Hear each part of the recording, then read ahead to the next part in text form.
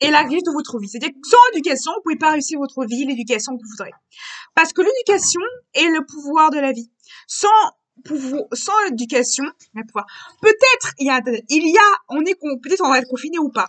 Mais si vous voulez confiner, faisez 10 000 projets. Parce que plus vous avez de l'expérience, plus peut-être vous vous moquez des personnes qui ont plusieurs expériences ou faites des pauses ou des blagues ou comme on appelle des personnes qui font expérimentation de personnes qui étudient et qui tout simplement fait des retours professionnels.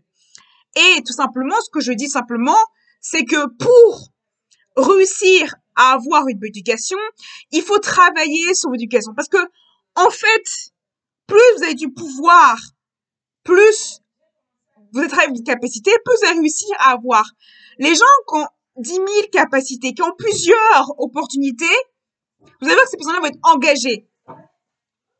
Parce que, en fait, ce qu'il faut, c'est être engagé, ce qu'il faut, c'est être développé, parce que votre apprentissage est un pouvoir, en fait.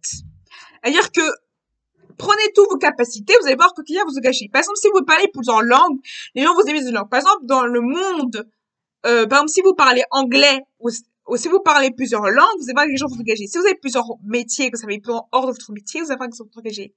Parce que ne disez jamais que votre vie est acquis. Rien n'est acquis. C'est-à-dire que vous pouvez apprendre, rien n'est acquis. Voilà. Donc, tout simplement, ne rendez pas les choses acquis.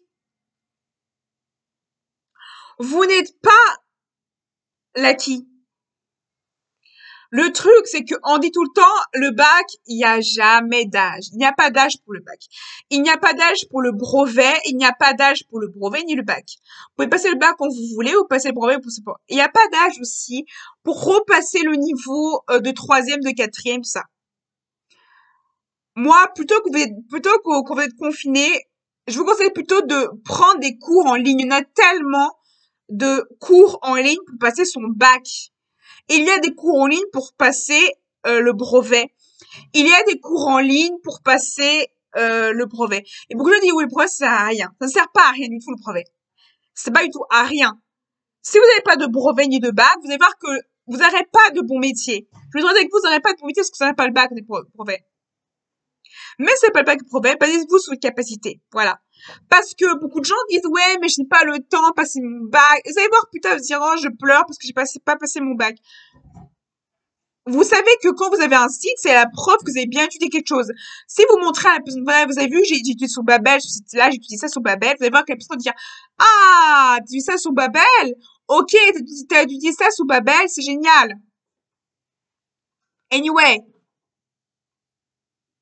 Ou vous avez vu, même si vous n'avez pas passé le bac, vous dites, voilà, vous passez le bac. Parce que sur les sites, il est marqué gouvernement en dessous des sites. En dessous des sites, il est marqué gouvernement. Sur le site, il est passé gouvernement. S'il est marqué gouvernement, c'est parce que ça veut dire que c'est un site gouvernemental. Dire que le gouvernement fait partie du site. C'est-à-dire que finalement, il y a des sites de professeurs qui sont déjà enseignants, qui enseignent simplement. Vous pouvez passer votre bac dans le site-là. On n'est pas forcément obligé de faire une candidature libre, parce que candidature libre, ça peut être tout simplement, ils disent quand vous avez une candidature libre, c'est ou dans d'autres sites, vous pouvez, ou même où le gouvernement vous donne. Ou vous pouvez passer par d'autres sites pour faire la candidature libre. Mais vous pouvez passer aussi votre CAP en candidature libre, mais ça demande beaucoup de matériel et de efficacité en beaucoup de choses. Après, vous pouvez passer votre CAP ou tout ça, et aussi des informations d'un an aussi. Donc, en fait, il y a beaucoup de possibilités d'information, même de formation d'apprentissage, tout simplement. Donc, ceux qui disent, ouais, il n'y a rien du tout, faire un apprentissage, ce n'est pas quelque chose de mauvais, en fait. Ce qu'il faut, c'est vraiment apprendre et vous dire que, oui, peut-être vous n'avez pas réussi, mais au moins, vous avez le faire, en fait. Parce que, il n'y a pas d'échec dans la vie, taisez-vous dans tout simplement, parce que je vois beaucoup de gens et je sais pas quoi faire. Et il y a plein de sites pour apprendre à conduire, il y a plein de sites où, pareillement, où il y a des sites en ligne qui va vous aider si vous montrez à quelqu'un que vous avez fait un site, où vous avez montré tout ce que vous avez fait comme niveau, vous allez voir que les gens vont dire, ah, elle a passé le niveau d'anglais, voilà. Ce que je conseille, c'est Babel. Pour tout ce qui est anglais, je vous conseille Babel. Babel,